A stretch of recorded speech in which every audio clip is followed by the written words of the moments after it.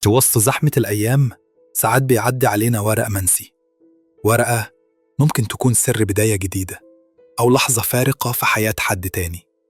القصة دي مش عن حب، دي عن كلمة اتكتبت في وقتها، عن إحساس اتشارك من غير ما حد يعرف التاني، عن اتنين قابلوا بعض من غير ما يقصدوا، بس الورق كان هو الدليل.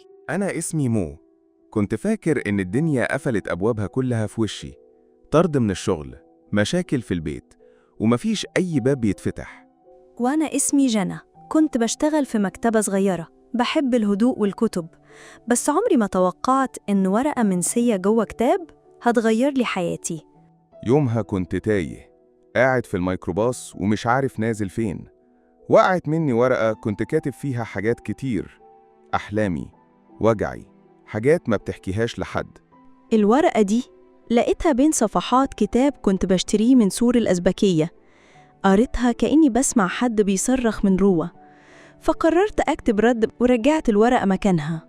رجعت بعد أسبوعين للسور، لقيت الراجل بيقول لي في واحدة سابت لك رد في نفس الكتاب اللي اشتريته قبل كده. فتحت الورقة ولقيت كلام هزني. ما كنتش أعرفك، بس حسيت إنك شبه ناس كتير ساكتين محتاجين يسمعوا كلمة أنت مش لوحدك. ومن يومها بقينا نراسل بعض بورق من غير ما نشوف وش بعض ولا نعرف إحنا مين. كنا بنحكي، نكتب، ونسيب الورق في نفس المكان. كل أسبوع كنت بستنى جوابك، أضحك، أعيط، أفكر، حسيت إني مش لوحدي. وفي يوم الورق وقف. أنا اتأخرت عن معادي وكان في حاجات كتير حصلت، بس رجعت بعدها وسبت ورقة جديدة وكتبت فيها أنا عايز أعرفك بجد. الجواب ده كان مختلف، حسيت إن الرحلة وصلت، فقررت أروح المكتبة اللي دايماً بتتكلم عنها، ودخلت.